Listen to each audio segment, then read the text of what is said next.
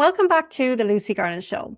Over the last few years of coaching women at director, VP, and executive level, I have noticed something fascinating. Many of the women that I work with don't just experience stress, they almost become attached to it. And I know I used to too. The busy calendar, the back to back meetings, the constant firefighting, the feeling of always being needed. And while it might look productive on the outside, it often comes at a huge personal cost. Less presence at home, poor sleep, more overthinking, more self-doubt, and eventually it starts to affect your confidence. And that's why I am so excited about today's guest. My good friend, Dr. Brian Pennie, has one of the most extraordinary stories I've ever heard.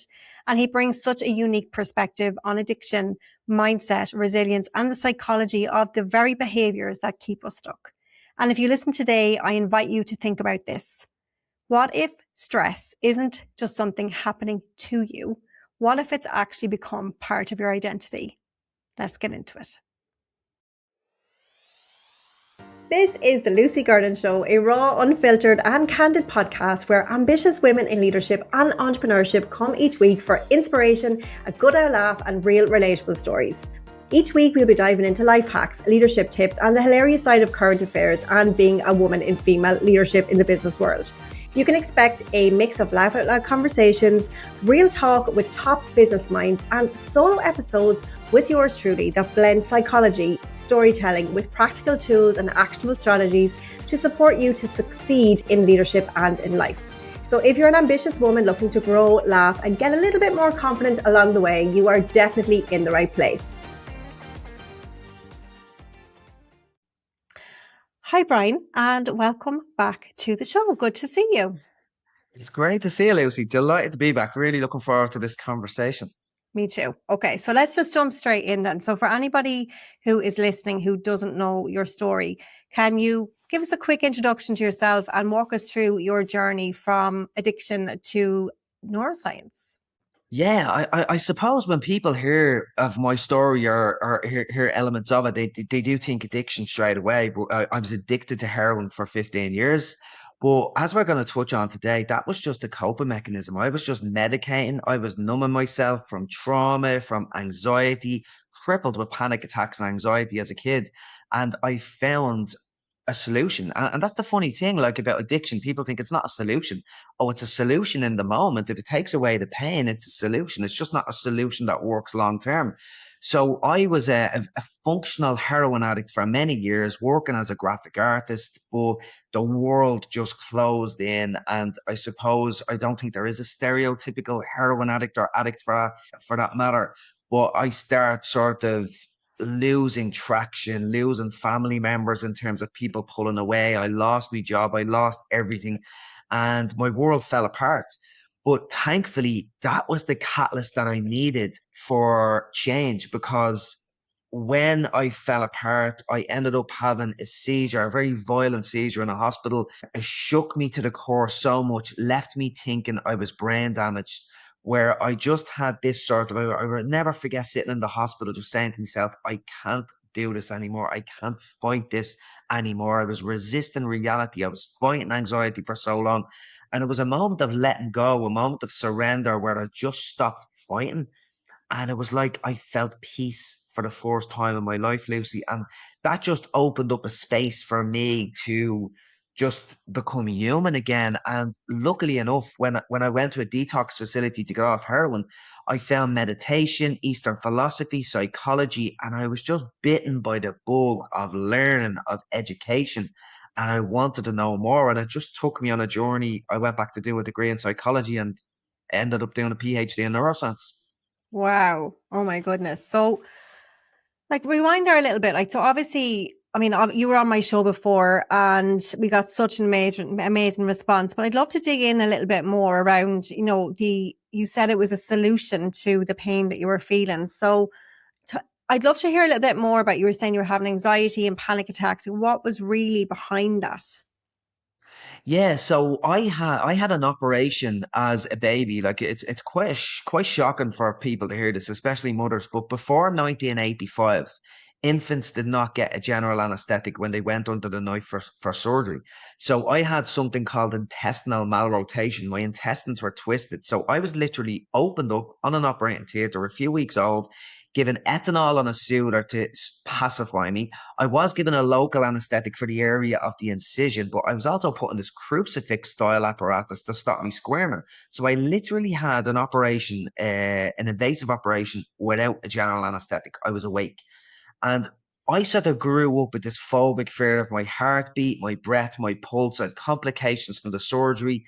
My mum and dad, unfortunately, were also alcoholics. So I had these compounding fears and anxieties, terrified of my own inner body. Like I was 35 before I could go asleep without having the telly really loud, because if I heard my heartbeat, my breath, my pulse, I would have like an anxiety attack. So just this agitation, this fear, it turned into this worrying fear of death, fear of my parents dying because my dad was a big drink driver. And I think they were the real drivers. But I'll bring it back. Like there's one expert, I'm sure you've heard of Dr. Gabor Mate, Lucy. So I had the absolute pleasure of working with him on a documentary that I done in 2020, last year, 2025. It was released, and Gabor sort of he read my book. I couldn't believe it. Like I just wanted to meet this guy I once in my life, and know. Oh, he I'm so read happy. my he read my book and gave me a psychoanalysis based on my own journey. And he shared another trauma with me because he asked me when I had this terror of the anxiety, the fear. I mean, mom and dad drink driving. He says, "Who did you speak to that about?" And it was nobody. I kept it to myself. So he thinks the greatest trauma I had that I was all alone. I was isolated. I didn't speak to anyone. And in that terror, I was looking for a solution. What came along? The anesthetic I never got as a baby, Yeah. heroin and drugs.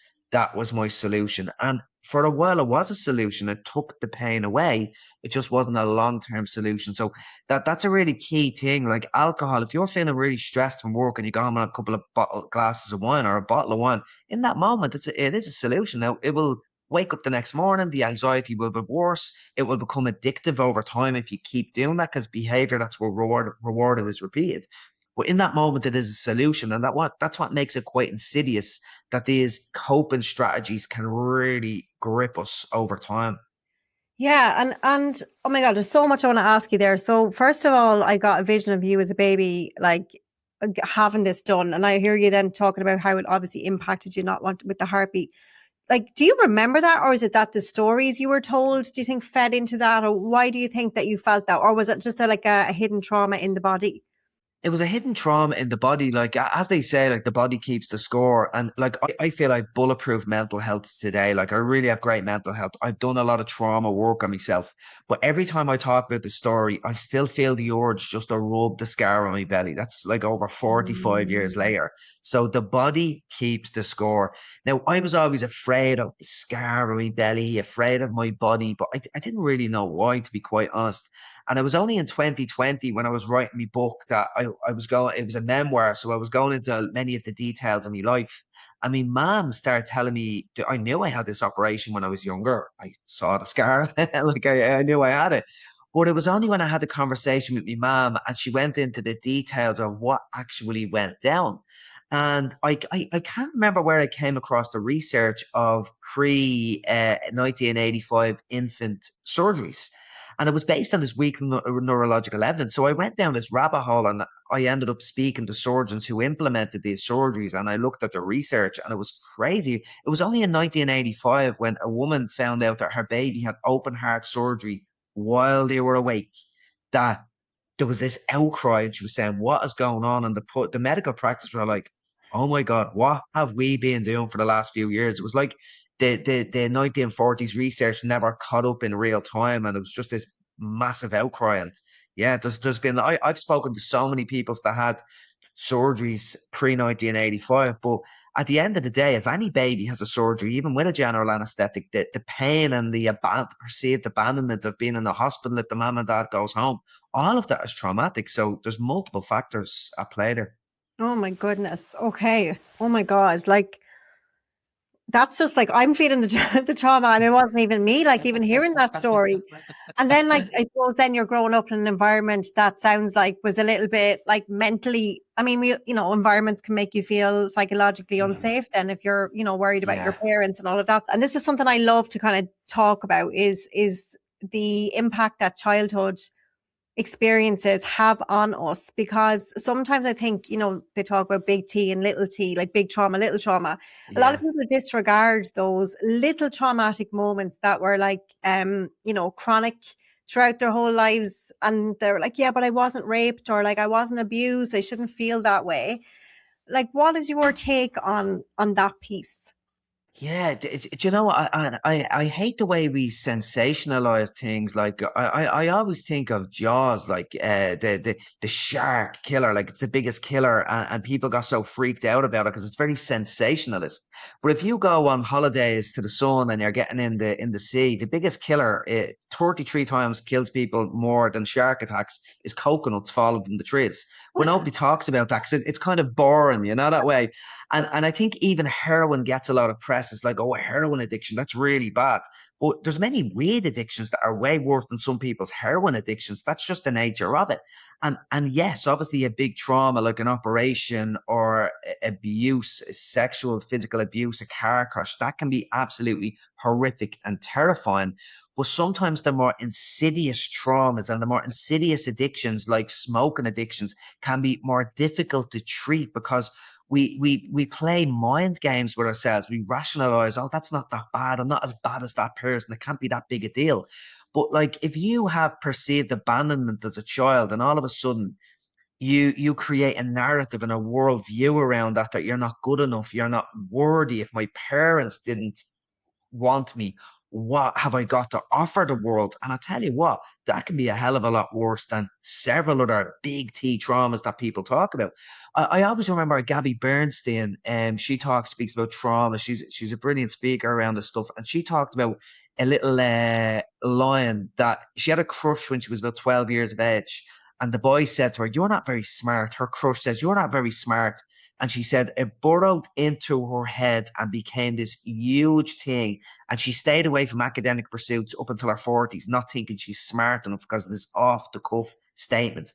And some people might say, oh, a little 12-year-old kid saying you're not smart. How was that a trauma? It became a trauma because it festered in there. So our psychology has a big part to play in that as well, in terms of how we condition ourselves over time. And we've got to sort of look at it from that perspective. Everyone's trauma is different, but can be equally destructive, even if it doesn't look that way. Yeah. Oh my God, absolutely. And I think as well, like you said there, you said the word perceived. So like she perceived in that moment it meant X.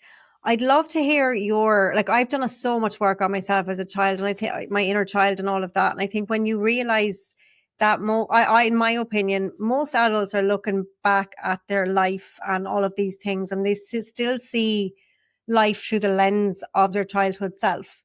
And when you're able to, do the work and you're able to take a step out of that and actually view situations as your adult self, like more logical, more rational, you're going to probably see that the people who inflicted, quote unquote, those things on you were just like, unless it was like a big event, I'm just saying in general, Yeah. there were just people. If it was parents just trying to do their best, or if it was like that boy or that girl who said something, like you said, it was just an off the cuff comment. And I think I Yeah. wish more people understood that it's normal. And as humans, every single human on the earth has those little things like that become something.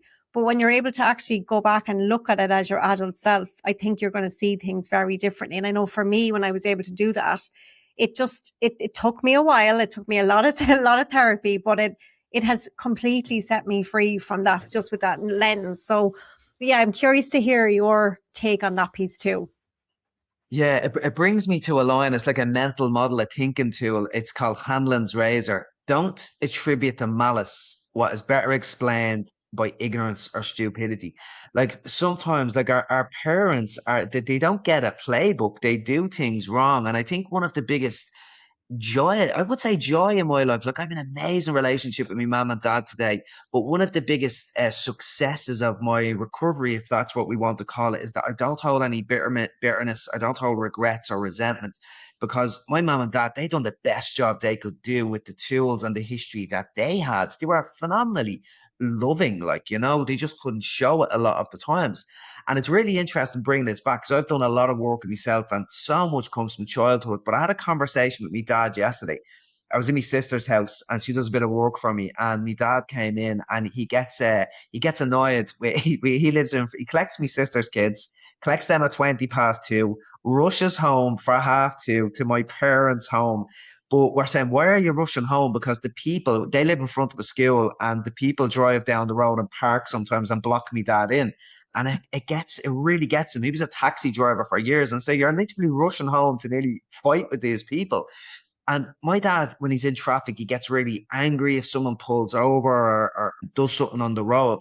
And I was trying to tell him yesterday, says that your inner child. Like he struggled with bullying mild. Well, I don't know how mild it was. He struggled with bullying when he was younger.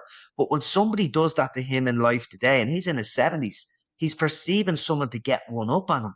And what do we do when we're afraid? We act with anger. And I think that's a real thing with anger. It's usually cloaked in fear. It's our inner child. That's the person getting triggered is my dad as a 10-year-old kid who was called Twopence. He always talks about that. He says, oh, his name is Pennie, but he called him Twopence. And it's like, you can still see it in him. But Yeah. we've got to let that stuff go. It's the inner child being triggered, that part of you being triggered and manifesting itself in the moment. And we really need to get some perspective on that.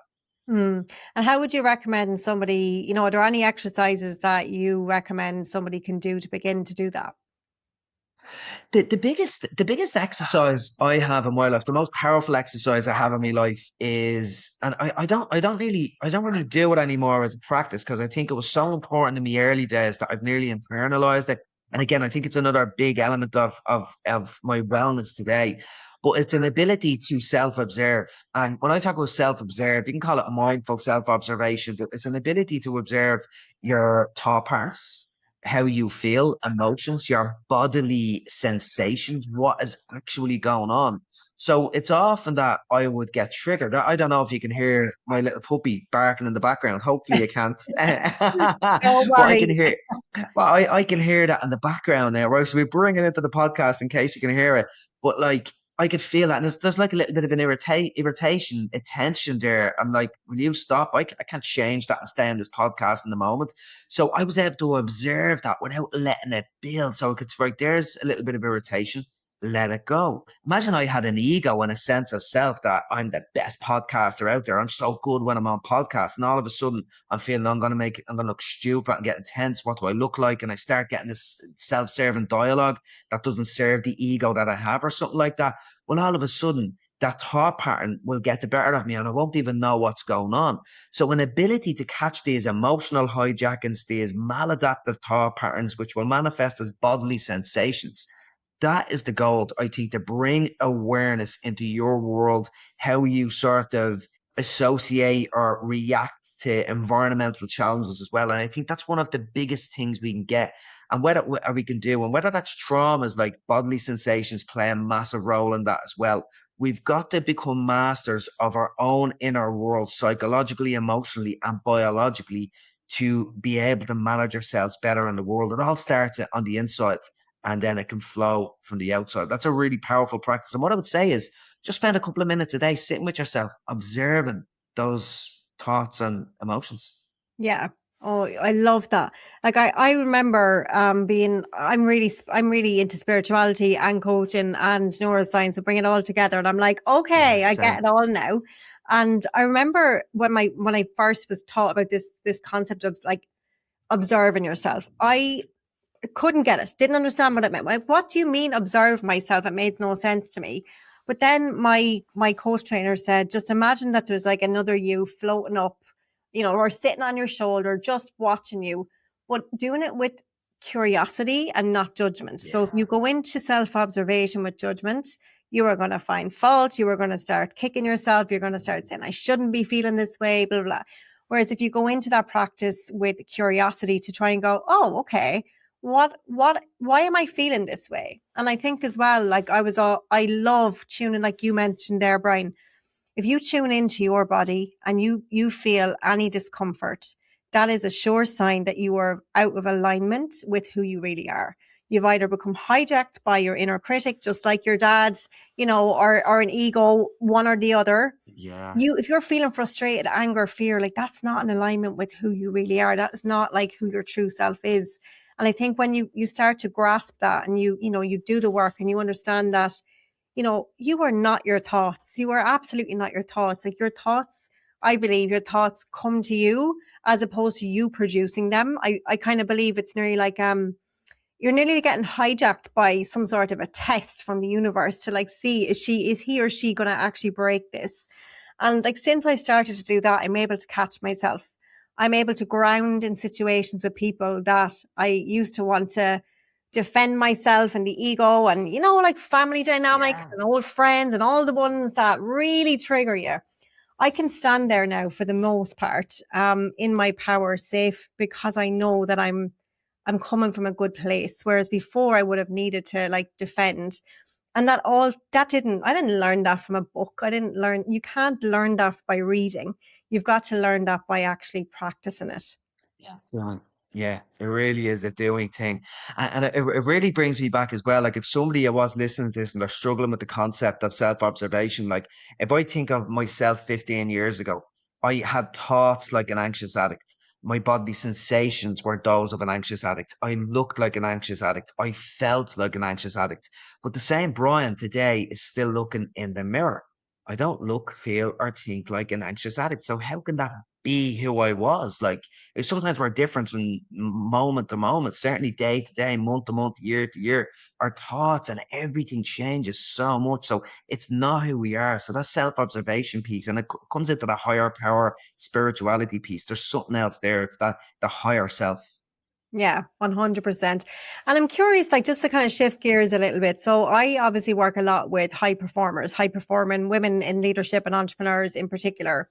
And one pattern that I noticed, because I was there myself, is that I see that some people it appears like and they tell me as well, like they're addicted to work. Like they're literally addicted to work. They're addicted to stress. They're addicted to feeling like difficulty is the norm for them. So do you think people can actually become addicted to stress? 100%, like addicted to stress, addicted to anxiety. And it's like we sort of play word games as well. Like, are you addicted to the stress, or are you addicted to the work that creates the stress? It really is a bit of both. But let's just peel back addiction. Like addiction at its core is, like, the definition of addiction is continued use of a behavior or a substance despite harm to self or others. So can you become addicted to self, or addicted to stress? Well, if the stress is causing problems in your life, and let's be clear, there is good stress, bad stress. Again, there's variances of that as well. But if that stress is causing problems in your life and you can't stop the behaviors that are creating that stress, by definition, you are addicted to that stress. And there's nearly an element of getting addicted to the adrenaline rush that goes with that as well. But what else can we get addicted to? The ego is an addictive entity in itself. Like if you're struggling with self-worth issues and all of a sudden you're getting this incredible self-worth and praise off other people because you're doing great in your job, well, that in itself is addictive, and the ego's going to feed itself in terms of you're doing brilliant, keep on doing that. And another really powerful behavioral principle, like there's very few powerful principles in psychology. Like it's I think psychology can be a bit lost on a scientific basis. I think they're getting away from what the study of psychology really is, because they're trying to make it so robustly scientific. But a really powerful principle in behavioral psychology is behavior that's rewarded is repeated. So if that stress and the behaviors that go with it are getting rewarded through praise, through self praise, external praise, financial gains. Let's talk about the finances around that as well. Well, that can become addictive. But I think one of the bigger challenges we have as well is that we're usually chasing things that are not worthy of being chased, like status games. Like we love status as human beings. It's bounded in our evolution. So if your status is being elevated because of the stress and the work that you're and the stuff you're putting yourself through, that can become addictive as well. So there's multiple different facets of this of where it can become addictive. But again, peeling that back, it's the awareness. You've got to be able to manage yourself and observe yourself to be able to change that process. And one other thing I'd add in there as well, Lucy, is that like my job is very cyclical. I get really busy at certain times of the year and then it slows down at Christmas and the summer. So for me, right, I'm gonna get stressed. Stress isn't entirely bad, but you can have ebbs and flows within it as well. Times to push and times to slow down. But you've got to have the awareness of that to be able to monitor that and get off that treadmill. Yeah, 100%.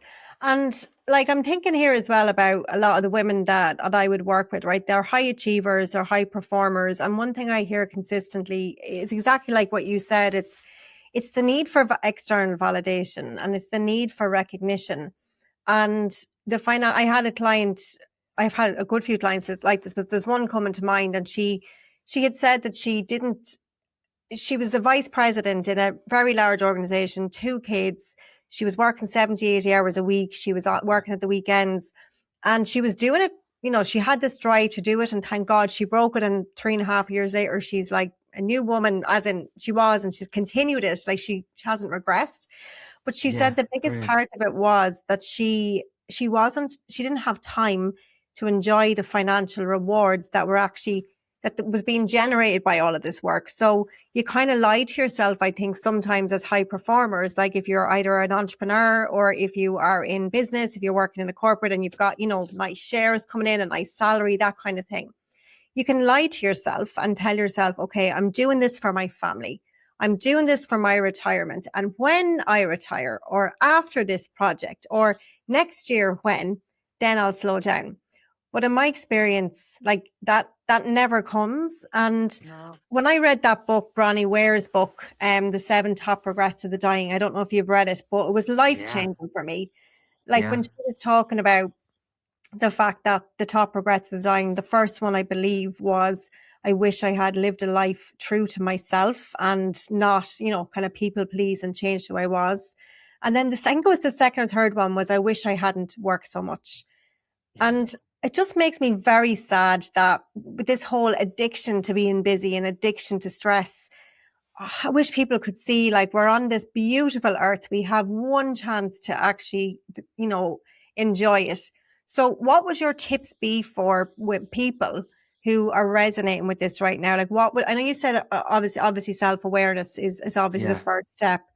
Like, what would you say in terms of like the neuroscience behind it? Like it goes back to rewiring the brain, right? So what are the steps after self-awareness to begin to take back that control so people have time to enjoy this beautiful one and only life we get to experience? Yeah, so I'll answer that in two different ways. Like, I want to answer the neuroscience piece as well, and then another little practice that I implement in my own life that really speaks to that. But in terms of the neuroscience piece as well, like I think for women especially in the workplace, like when you look at the lack of equality in terms of opportunities and stuff like that, like there's an injustice there. It's not fair. And there's certain things that actually trigger our nervous system. Like there's a lovely model out there. I don't know if you've ever heard of the SCARF model.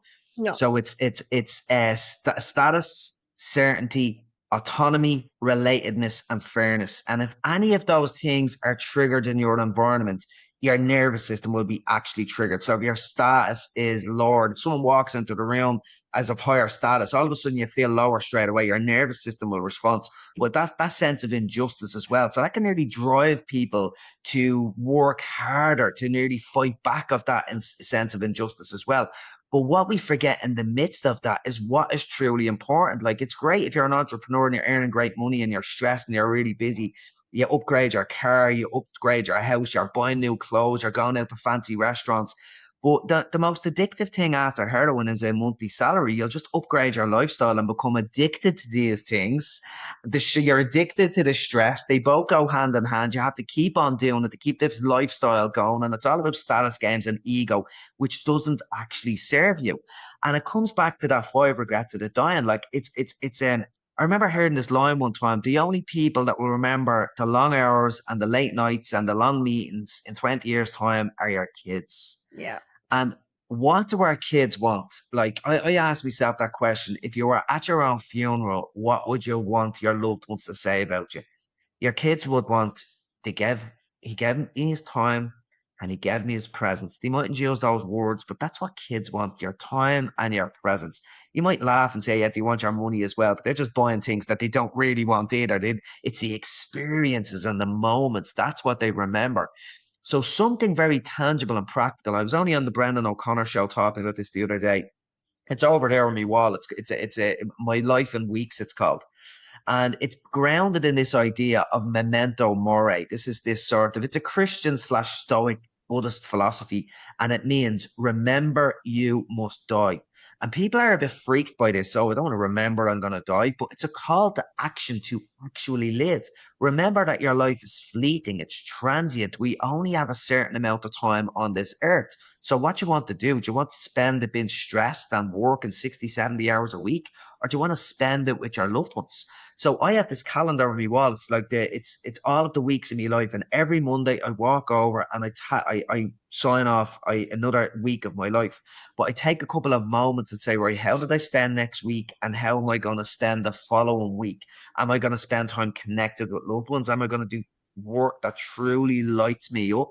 Am I going to do stuff that really aligns with me? And there's this difference that I often think about. It's this idea of real values versus junk values.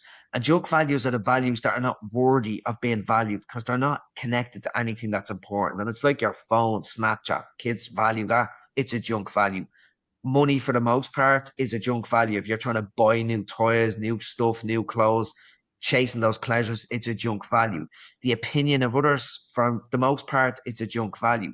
But one thing money can give us, and this is where you talked about that earlier on, like you can say you're doing it for your family. There's an element of truth in that as well, because money can give us security, opportunities, experiences, and memories. But we've got to get balance over that. Like we really need to have balance over that. And I think this little memento mori thing, remember you must die. So you don't become one of those regretful people in your 70s and 80s or 90s, hopefully, that say, I regret this and I regret that. So instead of saying, I wish I'd done that in your latter years, you'd be saying to yourself, oh, wow, look what I done. You're not that way. So you really reflect on what's important before you die. And I nearly think the greatest gift I ever got was like an ego death, Lucy. It was like I died before I died. That ego was just disintegrated. And all of a sudden it gave me a level of awareness that I continually have to work on. But I'm always asking myself, what's important? But you know what? The world's always trying to pull me off course. The temptations, the lures. Our brains don't care about contentment and happiness. Our brains care about avoiding pain and chasing pleasure. So it's a constant work in progress. It really is. Oh, I love it. Is this calendar that you did? Like, can you buy this calendar? I think I need it. You can. It's called. It says on the top, "My Life in Weeks." There's My a life. brilliant Oh, I've seen them. I've actually seen them. I know the yeah, one yeah, you're yeah. saying. You can get Yeah, them on the internet. Yeah, Tim yeah. Urban. I came across the concept by Tim Urban's work. So if you write in Tim Urban, "My Life in Weeks," he has a great blog on it as well. It's really great. Okay, amazing. Oh my goodness. It's so funny. There's a couple of things coming up for me when you were sharing that. The first one is there's a really powerful positive psychology exercise called the legacy exercise, where you basically you think about the legacy you want to leave. Like I do this in my Kickstart to my program, where I get people to imagine, like literally, like if you're if you're driving right now, don't do this, but imagine that you are at the end of your life and you are looking back on your life. What do you want that to look like? Like, what do you want people to be saying about you? What do you want to have achieved? Massive question I had to ask myself is, what would be your top regrets? And one of my top regrets was like not being present for my family because family was number one for me.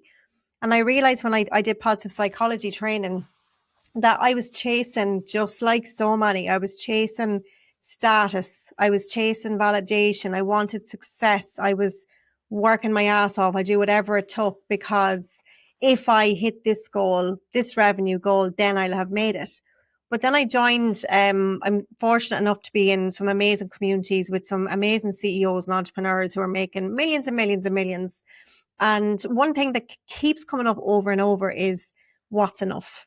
What is your figure? Yeah. And there's data What's out your there that number? shows that people will always say 2 to 3 times more than what they have. So whether you I have didn't know 10 that. grand or 20 grand, you're going to want 60 grand. If you want 60 million, you're going to say, Right. I know, maybe like 100.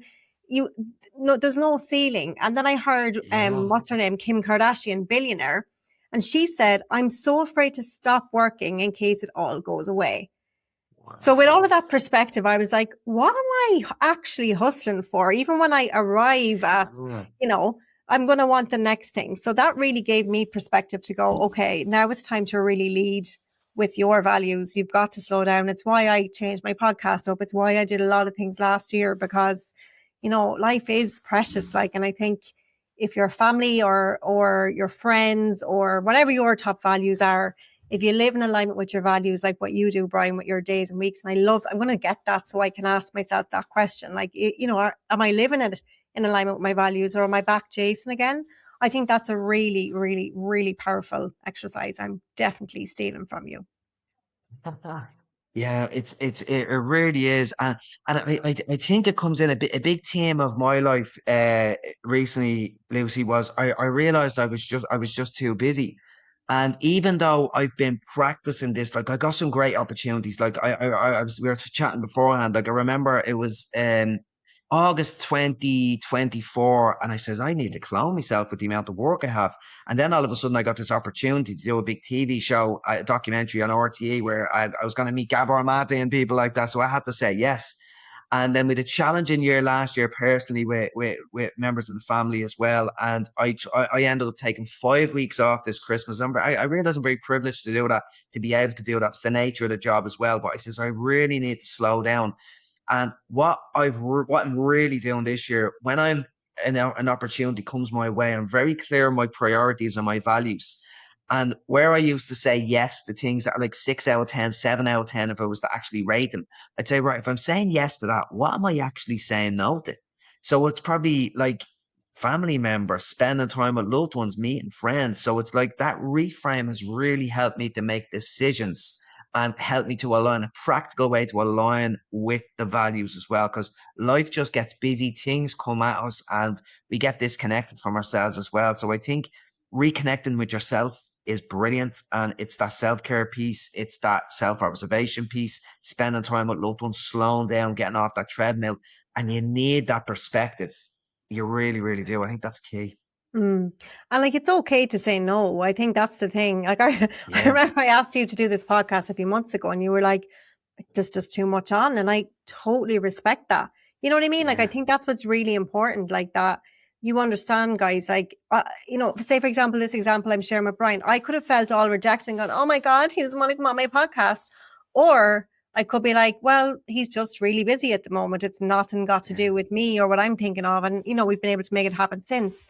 But I'd love to understand the neuroscience a little bit behind rejection, if you're able to share a little bit on that, because I think the fear of rejection is huge for a lot of people, which is why people, you mentioned at the start about a lot of the reason you became addicted to heroin is because you didn't verbalize it and you kind of internalized it all. And I'm wondering, was there a shame? Was there like a fear of like being rejected, or what drives that? And how does the brain kind of process that?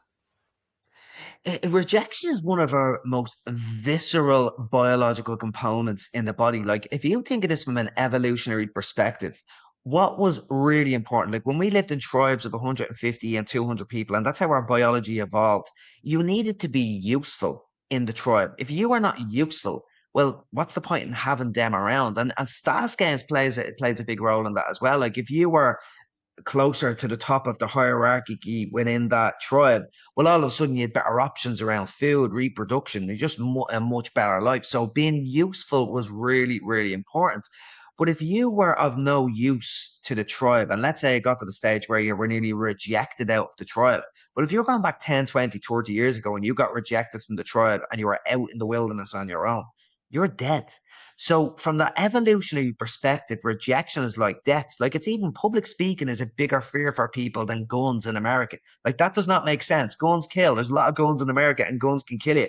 But people fear public speaking more because it's that sense of rejection, abandonment, self-worth, not good enough, uselessness. And these are huge psychological concepts that are grounded in our sense of self, grounded in our biology. And that's why rejection, the fear of rejection, like I've reframed rejection. I remember I interviewed Amy Huberman, the actress Amy Huberman, years ago, and I wasn't going to ask her for the interview. And the first thing I said was, God, I wasn't even going to ask you, Amy. I'm delighted I did. And she says, sure, if you don't ask, the answer is always no. And I remember thinking, oh, okay, so I was pre-rejected. Like if I didn't ask Amy for the interview, that might as well be rejection. We're just playing word games with it. So I was pre-rejected, and it was only when I asked and gave myself that fighting chance that I was actually in the game. So I sort of think about when I reach out to people now, say, right, I'm pre-rejected. It's only a yeah. I only have a chance of a yes if I actually ask.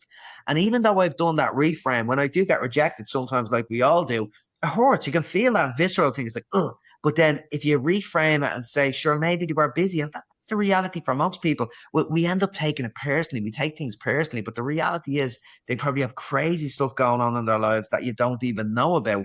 And there's all you and your pity party feeling sorry for yourself that they wouldn't come on, they wouldn't have a meeting with you or a coffee with you when they're trying to navigate personal challenges that is crippling them, you know? So that perspective taking, the empathy piece, and then self-compassion for yourself as well. It's really key. Yeah. And I think the rejection is they're not usually rejecting you. They're rejecting No. your idea. They're rejecting the thing that you're Yeah. proposing. Why? Because it doesn't align with their values in that moment. I think when Yeah. you can think like it's very rare, I think that I'm like you, I kind of go in with a pre-sense of rejection, but knowing that like it's going to happen eventually. It's nothing to do with, me and my idea. It's just I'm not positioning it right, or it's not the Yeah. right time for this person. Whereas before I would have taken it like, oh my God, like it must mean this. But like how much of a fucking ego do you need to be thinking like this person knows me so intimately that they're going to reject my character? Like that's just not a thing. So I think if you can reframe that, guys, it's a total game changer. You'll ask for things you never would have asked for. You'll have a bit of Yeah. crack with it, a bit of fun. And I love gamifying things now. Like, oh, how can I get Brian in the podcast? Or like, how can I, Yeah. get this thing over the line? Like, if you can allow yourself to have a bit of fun, just don't take it too seriously because Yeah. we just take everything too so Yeah, seriously. it's mad. I'll give you a laugh even, Lucy. I think in the last year and a half, I've reached out to, I nearly just do, I playfully do it. I do it for the crack. Like I've reached out to Joe Rogan about 10 times. He certainly doesn't know who he is. So I didn't get rejected by Joe Rogan. He's never heard of me. I've reached out to Brené Brown. I've reached out to all these people that want to be maybe on their podcast or people I really respect. And one of them came true. It was Gabor Mate. I couldn't believe it, but it was like 50 rejections, but one of them came true. He could have easily rejected me. The timing was just right. And you know what actually happened as well? His agent tried to reject me, but it was something when I met Gabor in real time the first time, something we resonated with each other. And his agent actually says, I told Gabor he hasn't got time to meet you, but he's actually overruled me on that. So just to let you know. So that could have been another rejection that I didn't know about. And I'd be like, oh, well, Gabor, even me hero, Gabor doesn't want that to do me when it was his agent advising to do that. So we just don't know what's going on. And we create these narratives that it's all about us when usually it really isn't most of the time. Yeah, and I think most people who are successful in business, you only ever see the end product, but you don't see the rejection. Like you don't see Yeah. that you've reached out to 49 other people before you got that yes. So I think Yeah. people need to bear that in mind as well. Like it's very rare that somebody is an overnight success. There's graft, there's rejection, and yeah, a lot of angst along the way as well. So just before we kind of finish up, I do want to kind of just ask a little bit about, in particular about, the coping mechanisms that a lot of people use around alcohol addiction. So I would see a lot of, and I was one of them. I wasn't an alcoholic. I don't think I was. If I was stressed, my default was to have a glass of wine, or I wouldn't be able to go into a social situation if I wasn't drinking. And it's literally only Yeah. in the last year I've been able to go, do you know what? You can go and meet, go wherever you're going for dinner, and you don't need to have a glass of wine with dinner. Yeah. I still enjoy a glass of wine, but it's not like a need. So I'd love to hear your thoughts on alcohol in particular, because it is such a crutch, especially for a lot of professionals. Yeah. And I think one of the reasons why, like, we say alcohol and drugs. Alcohol's a drug. It's just the terminology of alcohol came nearly before drugs, but it's a drug. It's just a different form of a drug. But I think it's so socially accepted. That's where it started to seep into different areas as well. But if you look at nearly, let's say, the benefits of alcohol in inverted commas there, like, it is an antidepressant. It does make you anxious long term, but in the couple of hours, it's antidepressant. So it relaxes you and makes you a little bit more chilled, so you can be more social if you struggle socially. So it nearly can serve a purpose in some ways as well in some situations. The problem is that it gets abused, and that's when it becomes problematic. And what I would say, addiction, like the definition of addiction, again, it's continued use of a behavior or a substance despite harm to self or others. So if somebody has a couple of drinks every now and then, even a couple of days a week, but it's not causing any biological or relationship challenges or psychological challenges, that's not addiction. That's, people can drink successfully and enjoy a few drinks as long as it doesn't get out of hand. So I think it's important to recognize that as well. But I think when it becomes a coping mechanism, that's the problem. So if you're using it, if you're socially anxious and then the alcohol releases that anxiety, behavior that's rewarded is repeated, as we spoke about earlier on. So that can become problematic. And so for some people, like, addiction coping mechanisms can come from pain. Sometimes you just enjoy something and it can nearly hijack the reward system as well. And your use can just get more and more and more, and it can become an addictive process as well. So that can be a real problem with alcohol as well. But I think I think the fact that it does de-stress you, it also turns off a part of your brain. We have these inhibition circuits within our brains. It's within the cortex of our brain. So we say, like, alcohol, like, anecdotally, will say, oh, it reduces your inhibitions, but it actually turns off the inhibitions within your brain. So you'd be more prone to saying stuff you wouldn't usually say. So that can sort of make you a bit looser and a little bit happier and stuff like that as well. But it's important to recognize that that only becomes problematic when you start drinking too much and the harms start coming into play. And if you can't stop drinking when that's going on, well, that's when you're going into the realm of addiction. And the reality is that there's many high performers, there's many people in the workplace with full blown alcohol addictions, and that's just a reality. And because it's so socially accepted, and because we are so good at lying to ourselves and rationalizing and justifying, where we'll be in denial, we can't even see that it's an actual problem. And that's why it gets so problematic. And if anyone is listening and it's resonating with them like that, the default is when I'm stressed, I have alcohol, and then I wake up the next morning and I'm hungover and I have to work or I have to mind the kids. That is an addiction. So Yeah. what are the first steps like? Because a lot of people will be listening going, but I only have like half a bottle of wine, and yeah, I have a bit of a headache, but it's a habitual thing. What would you recommend for somebody like that? Is there something they can use to replace, or what's the process? What I would say, I'd say the first step is get it out of your head and into reality. Now, that could be something as simple as writing down in a journal, say, right, what do I get out of alcohol? What does alcohol take from me? How much money am I spending on alcohol? What effort am I putting into my drinking? Like, put it on a page, because that becomes reality. Better again, have a conversation. If you have someone to have a talk with, whether it's a life coach, whether it's a therapist, whether it's a friend, have a conversation, an open conversation. God, you think this could be a problem? Because then all of a sudden you're making it real. And when you make it real, you have to do something about it. And maybe it isn't the problem. Maybe you can just curb that a little bit, and it won't be a problem. But I think the first thing to do is really realize that. But then if you're saying to yourself, right, it's not too problematic, but it could be getting there, well, try to replace it, like you said, with something else. So if you come home and all of a sudden you're feeling stressed, right? You value your health, but you feel like having a bottle of wine. Got to make a values-based decision or a feelings-based decision. And if you find yourself consistently going for the bottle and that feelings-based decision, well, then you're like, well, I really can't stop this. So try to replace it. Go to the gym, go for a walk, call a friend. Try to replace it with something else, because the stress, you can relieve stress in other ways. It doesn't have to be alcohol. But if you can't do that, well, then you're going to need to start having a proper conversation with yourself and other people. And maybe you have to look at something a little bit deeper of what is driving this behavior. Maybe it's something more deeply seated than the stress and the work. There could be something else going Yeah, on there going too. on for sure, for sure. Yeah. Okay, Brian, thank you so much for today's conversation. I can't wait to go back to so many golden things. I didn't tell you about this, but I am doing something on the show where I'm going to be asking you 5 and 90. So it's like a rapid fire round, 90 Brilliant. seconds. All right. Some of Yeah. them are, you ready to go? Yeah, ready to go. Let's go. Okay. So what's one thing you wish more women would stop apologizing for? Oh God, 5 and 90. I'm not doing very good at TikTok, this. TikTok, One TikTok, thing, or women, people in general? people in general. Um, do you know what? I'm sorry for taking it for taking your time. That really just jumps out at me. Sorry for taking your time. Just own it. Own it yourself. Yeah, love that one. Yeah. What is one thing you love to do for fun that might surprise people?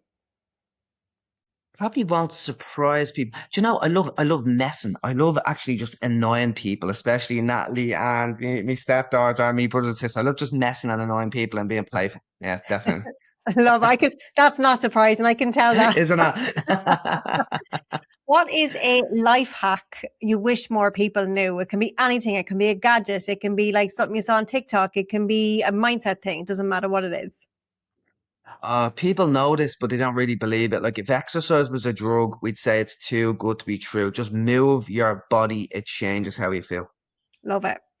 What do success, balance, and happiness mean to you? Inner peace. Love that one. And finally, what is one of the best pieces of advice you've ever received? I don't know if I ever got it off anyone in particular. Do you know what? I'm gonna go with it like a family mantra is, and it seems so insignificant in a certain way, but it was like me auntie and me mom. It's something they always said is make the effort. Just make the effort. So sometimes you just have to make the effort and go do the opposite of what you want to do. And it's not completely putting yourself out, but if you don't want to go out, let's say a family event, just make the effort, put yourself out there and do it. And I think that's something that really holds our family together. We make the effort for each other. Love that.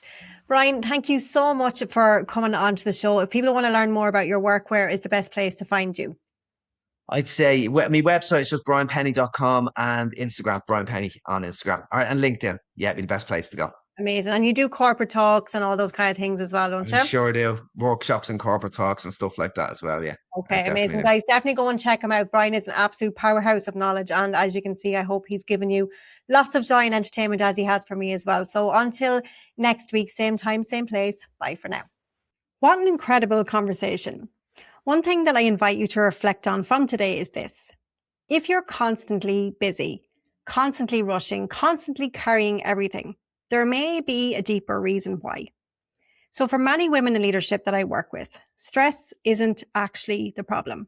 It is a symptom of perfectionism, people pleasing, overthinking, overanalyzing, and often a confidence knock that happened years ago.